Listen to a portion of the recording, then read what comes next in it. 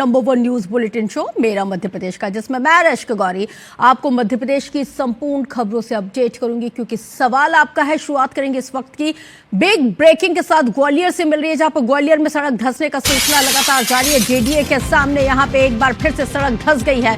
इसके साथ ही कांग्रेसी नेता सुनील शर्मा गड्ढे में बैठकर यहां पे प्रदर्शन कर रहे हैं। तस्वीर इस वक्त आपके टेलीविजन स्क्रीन पर है, तो देखिए कि किस तरह से ये कोई पहला मामला नहीं है। आए दिन इस तरह के मामले ग्वालियर से निकल के सामने आ रहे हैं, जहां पर कांग्रेस नेता सुनील शर्मा यहां पर गड्ढे में बैठकर ये जोरदार प्रदर्शन इस वक्त कर रहे हैं, क्योंकि जीडीए के सामने ये बैठे हुए हैं। नासिर गौरी ज्यादा जानकारी के साथ संवाददाता फोन लाइन पर जुड़ गए। नासिर, आखिर हो क्या रहा है ग्वालियर में?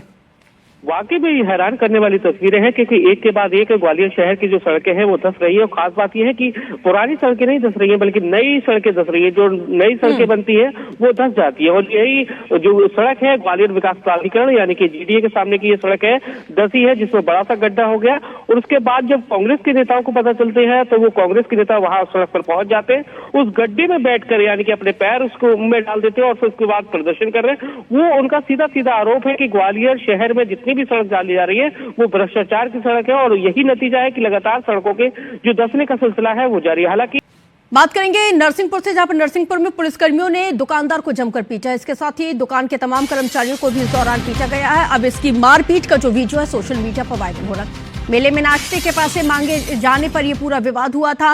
दुकानदार ने एसपी से इस पूरे मामले में शिकायत को दर्ज कराया है। 26 जनवरी की ये पूरी घटना बताई जाती है। 3 दिन बाद भी आज तक कोई कार्रवाई नहीं हो पाई है। नरसिंहपुर के चीचली थाना क्षेत्र का ये पूरा घटनाक्रम बताया जाता है। तो देखिए किस तरह से यहाँ पर विवाद होता है। मेले में नाश्ते के पैसे मांगने पर यह पूरा विवाद हुआ था। पुलिस कर्मियों ने दुकानदार को जमकर पीटा है। आप अंदाजा लगा सकते हैं कि अजब गजब मध्य प्रदेश में ये गजब हाल है मध्य प्रदेश के पुलिस कर्मियों का, जहां पर ये एक दुकान पे तो जाते हैं, बाकायदा नाश्ता पानी करते हैं, लेकिन बावजूद जब इनको उससे नाश्ते पानी का भुगतान करना होता है तो उसी दुकानदार को जमकर पीट दिया जाता है। हालांकि शिकायत की गई, लेकिन अब तक कोई एक्शन नहीं लिया गया है।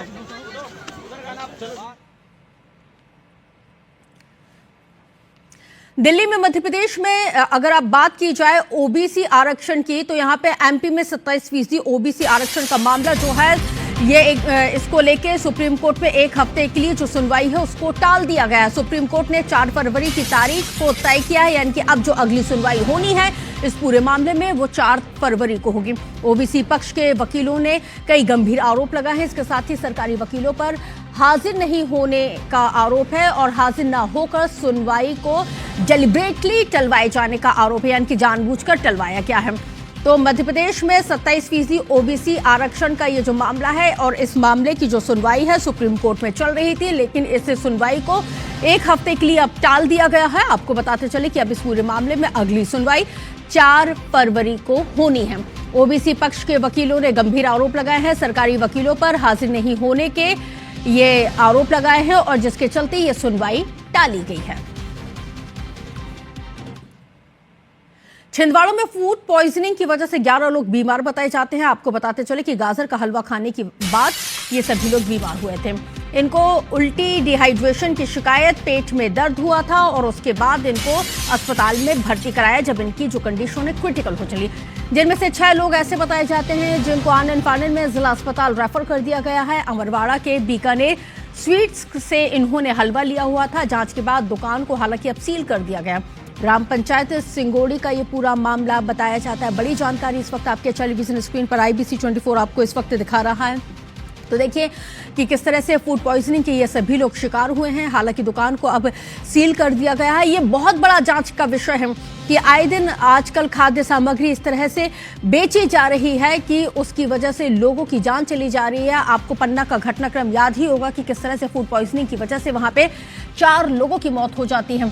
उसके बाद हमने देखा कि जहरीली मिठाई खाने की वजह से भी 3 लोगों की मौत हो जाती है। तो आए दिन इस तरह के जो मामले हैं उसमें इजाफा होता जा रहा है। और एक बार फिर से छिंदवाड़ा से ऐसा एक और मामला निकल के सामने आया, जहां पर गाजर का हलवा खाने के बाद अचानक से 11 लोगों की तबीयत बिगड़ जाती है।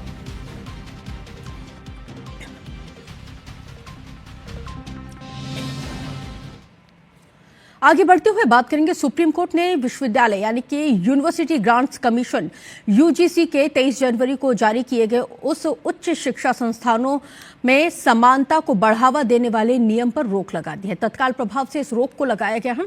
कई याचिकाकर्ताओं ने इन नियमों को मनमाना, भेदभावपूर्ण, संविधान और यूजीसी एक्ट 1956 के खिलाफ बताया था। यह फैसला उन लोगों के लिए राहत की खबर है जिन्होंने इन नियमों को चुनौती दी थी।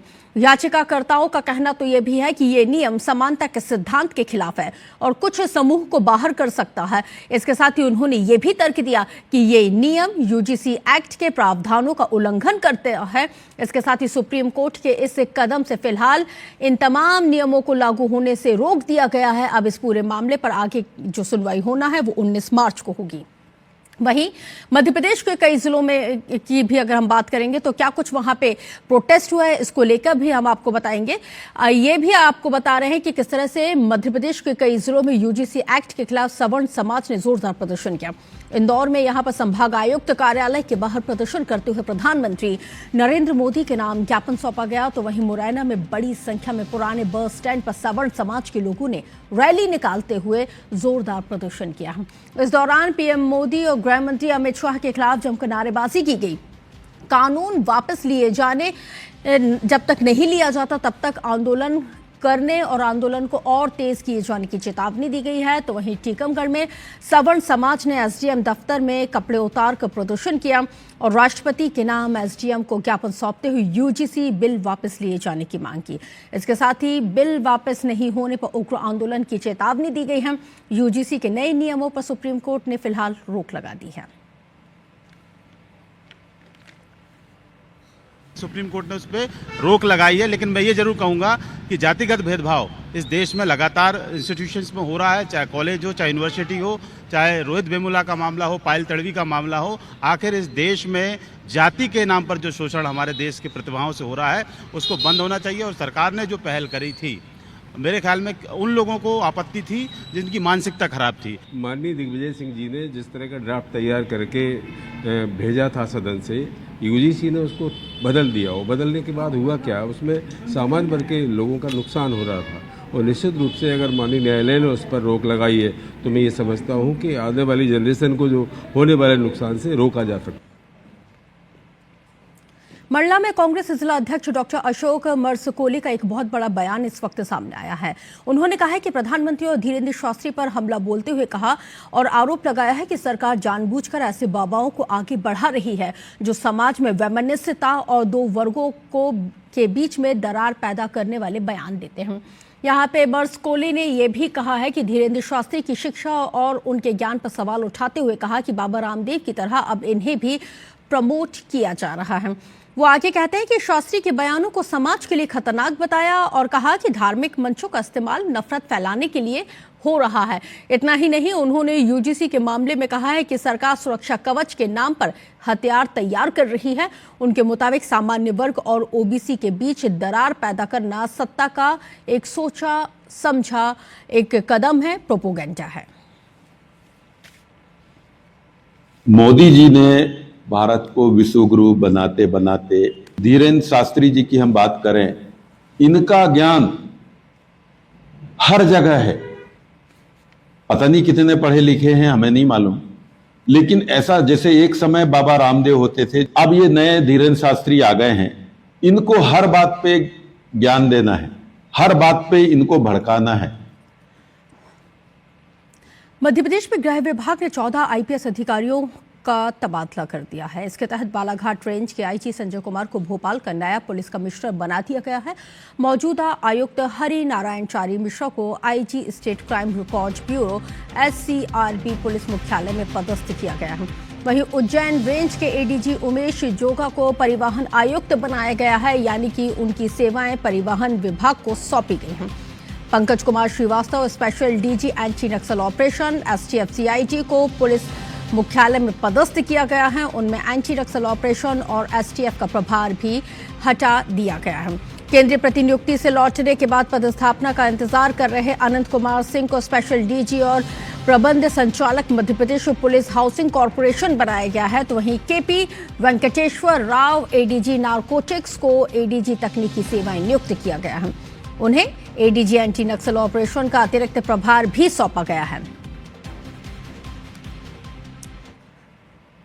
मध्य प्रदेश कांग्रेस से केंद्रीय हाईकमान खुश नहीं है, क्योंकि दिल्ली में बैठकों का दौर लगातार जारी है और बैठक में तालमेल और समन्वय की कमी पर नाराजगी को जाहिर किया गया है। हाईकमान ने नेताओं को एकजुट होकर कार्यकर्ताओं को तवज्जो दिए जाने, संगठन मजबूत किए जाने के निर्देश दिए। बैठक के बाद बीजेपी के मीडिया प्रभारी आशीष अग्रवाल ने तंज कसते हुए कहा कि कांग्रेस को अव्यवस्था और अहंकार का प्रतीक बताया। तो वहीं कांग्रेस नेता पीसी शर्मा ने पलटवार करते हुए कहा कि हर राज्य की समीक्षा हो रही है, राहुल गांधी का विजन रिजल्ट ओरिएंटेड है और 2028 में मध्य प्रदेश में कांग्रेस की सरकार बनेगी।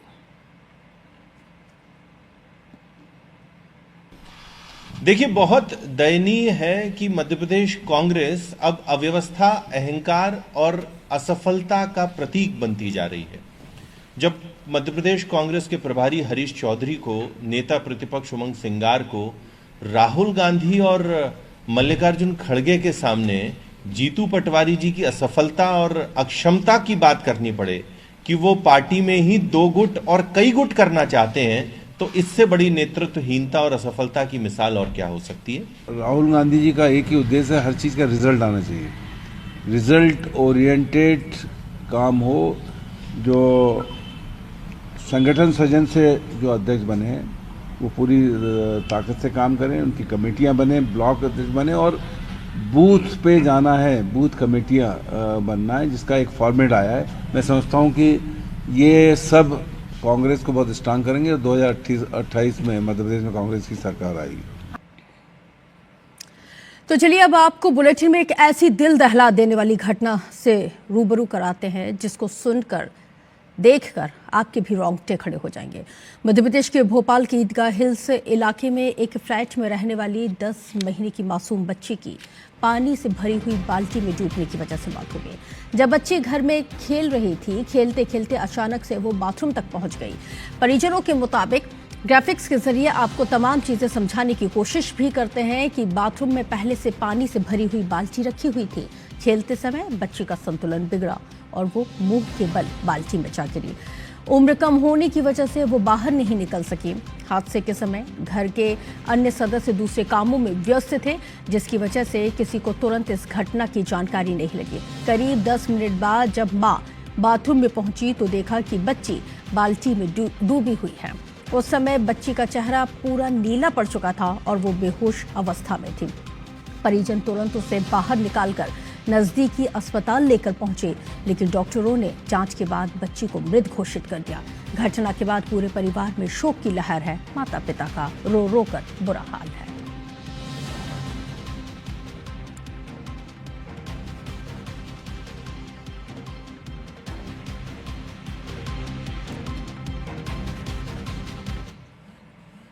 खबरधार से जहां पर सरपंच की दबंगाई का एक और वीडियो सामने आया है। साफ सफाई को लेकर ये दबंगाई की गई है और इसके साथ ही युवकों के साथ विवाद हुआ। झूमाझटकी मारपीट करते हुए सरपंच को देखा गया है। 26 जनवरी का ये पूरा वीडियो बताया जाता है, जो सोशल मीडिया पर लगातार वायरल हो रहा है। इसके साथ ही आपको ये भी बताते चले कि यहाँ पर गंदवानी के सोनगांव ग्राम पंचायत का ये पूरा मामला बताया जाता है। बड़ी खबर इस वक्त आपके टेलीविजन स्क्रीन पर IBC 24 आपको इस वक्त दिखा रहा है और तस्वीरें आपको लगातार हम दिखा रहे हैं कि झूमाझटकी और मारपीट करते हुए यहाँ पे लोगों को देखा गया।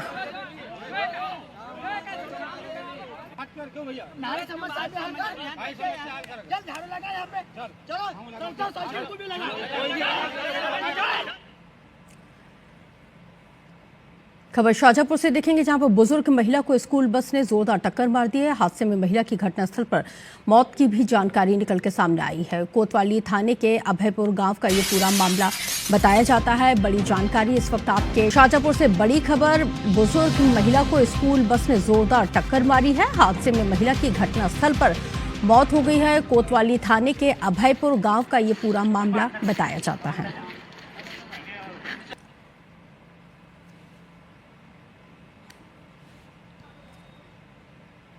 मध्य प्रदेश के 2 शहरों से यातायात नियमों के उल्लंघन किए जाने का एक मामला सामने आया है। अब चलिए हम आपको बुलेटिन में 2 तस्वीरें दिखाते हैं। पहली मैहर से है तो दूसरी अशोकनगर से है। मैहर जिले में एक सरकारी स्कूल में आयोजित फेयरवेल पार्टी के दौरान छात्रों ने खुलेआम ट्रैफिक नियमों की धज्जियां उड़ा दी। जानकारी के मुताबिक छात्र बिना हेलमेट और सुरक्षा इंतजाम के तेज रफ्तार में वाहन चलाते हुए नजर आए। कई छात्र वाहनों के ऊपर बैठकर सड़क पर उत्पात मचाते दिखे, जिनमें नाबालिग भी शामिल बताए जा रहे हैं। इस पर पूरे घटनाक्रम का वीडियो सोशल मीडिया पर भी वायरल हो रहा है। तो वहीं अशोकनगर में स्कूली छात्र छात्राओं ने शहर में स्टंटबाजी की। वीडियो वायरल होने के बाद पुलिस ने वाहन को जब्त करते हुए 5-5 हजार रुपए का चालान काटा। तो चलिए इसी खबर के साथ मेरा मध्य प्रदेश में इतना ही, लेकिन खबरें लगातार जारी क्योंकि सवाल आपका है।